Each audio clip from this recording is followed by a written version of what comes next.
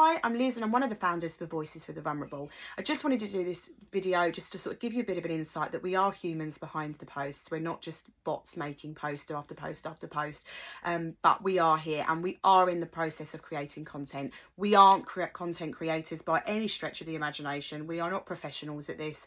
We are just parents and carers looking after children and trying to do what's best for the children and what's in their best interests.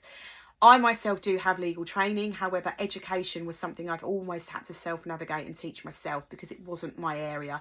Even though some areas of my legal training do cross over, it wasn't predominantly what I was very, very clued up in. Myself and Elaine decided to team up in December of 2023 because our children both attended the same school and were both experiencing very, very similar abusive and negative behaviour from other students, and this was constant. This wasn't just one or two incidents, this was a constant reoccurring. They would go to school, incidents would happen, I would then have to come and collect my child, she would have to go and collect her child, and then we would be left for a couple of days, and then we'd go in for a meeting, we'd be given all the reassurances that, you know, this is not going to happen again, we're going to put things in place, never really wanting to disclose what they'd done about it, certainly did not want to disclose what punishments they supposedly had given out, and then we'd send them back in, and then it'd happen again, or worse, it was getting more and more severe. So this went on for 2 years in my child's situation, and I thought enough is enough now. The incidents became more and more severe. They all were criminally wrong. They all had criminal elements to them that should have been reported to the police by the school that they didn't. I did on 2 occasions, I believe, report it to the incidents to the police. The school then wasn't happy because I'd involved the police and I took that option out of their hands, I think is why they were sort of very much like, well, now you've involved the police, we can't do anything sort of attitude. They failed miserably to safeguard my child, especially with the severe end of the incidents. So myself and Elaine on the 4th of January, after another incident had happened to both of our children where children were attempting to kick doors in of a room that was meant to be a safe space. We was told it was going to be a safe space that was going to be staffed, which it wasn't, and it was only because my other child was in school who was able to go to their aid and get them out of that room that our children became safe. And actually my child then got shouted at for shouting at these pupils, that there were so many pupils they couldn't even see the door. It was that heavy of people trying to cause harm and threats to our children. So we decided to pull them out, like a lot of other parents have had to do, and it's not an action that should have had to be made. It's an action that is a last resort, but unfortunately we had to for our children's safety and safeguard concerns that we had. We have been toing and froing ever since. The only thing they want to talk about is attendance. We've had assistant director for education from the local authority in meetings who, when I've tried to tell him what's happened, because of course he'd only heard from the school what the school had to say about the incidents, didn't want to hear, more importantly, from the children's perspective, just told me to shut up. Didn't want to hear it. No, be quiet. We don't want to hear it. We're here to listen to the head teacher, blah, blah, blah, blah. And it was all attendance. So this is where we are now. Our children are being home educated at the time. We've got local authorities threatening to prosecute us for not sending our children in, despite them being in receipt of a full-time education provided by us. Despite the fact local authorities are in breach of their duties because they've not provided a full-time education for our children. My child has an EHCP, so therefore it should have been put in place. Within 15 days of missing education, alternative provision should have been put in place. That's not been done either. I mean, that's well and truly past. So yeah, it's been quite an upheaval, but because of what we've gone through, it's caused discussions with other parents. And what started off as other parents locally has ended up nationally. We have got parents that have reached out to us on a national basis going, help, what do we do? This has happened to our child. How do we navigate this? And we've been able to say, right, let's look at the policy of that school, and this is what their policies are on bullying and the complaints. Do this. And some of them we've been able to resolve for, some of them we haven't. Some of them are still going.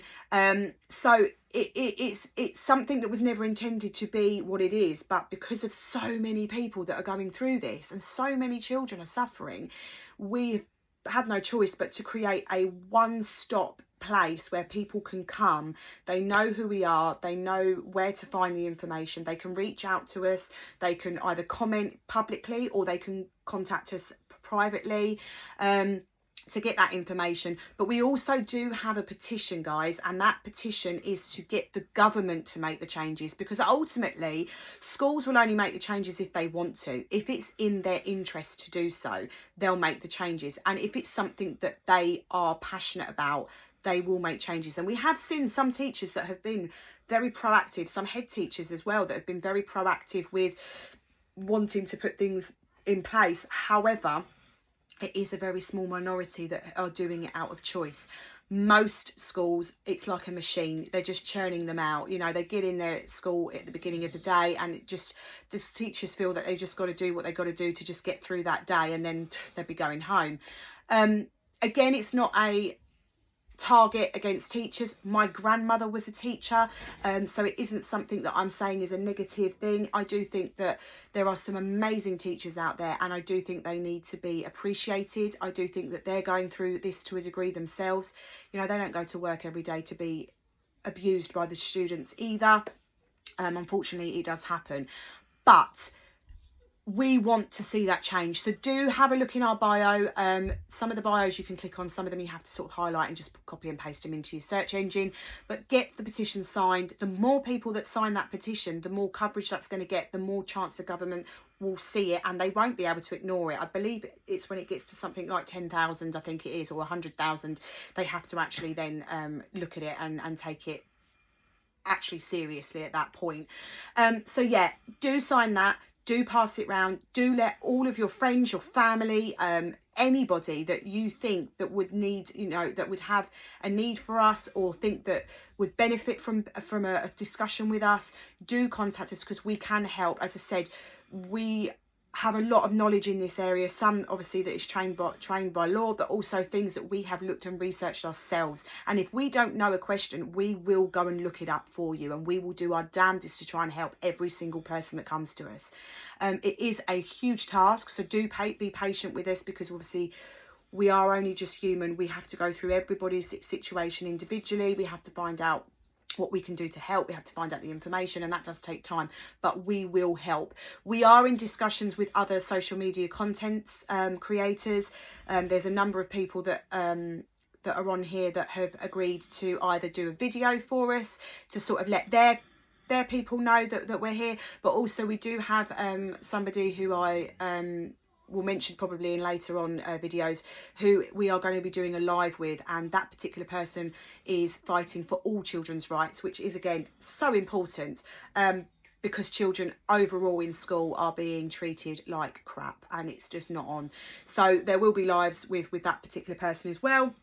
So yes, do contact us if you need any support. Please sign the petition found in our bio. Do share our content and across our social media pages, and just let anybody know that you can think of that might need our support, or anybody that you just think might just agree with the fact that there is a massive issue in schools to do with extreme bullying, violence and abusive behaviour that this needs addressing. If you think that they're going to agree with that, or even if you think they're going to disagree with it, share us, because we're here to have them discussions from both sides. And there might be something that other people have done where they disagree with us and they've been able to do something and it's worked, and we can then actually use that ourselves, in a sense of we could go and try that, or we could advise parents and carers to try that in their situation, and ultimately that might be successful. And that's really what we want. We want it to be successful, because then these children won't be suffering, and these children will not have to put up with it. So do contact us, do share us, and thank you very, very much for everybody that has supported us so far.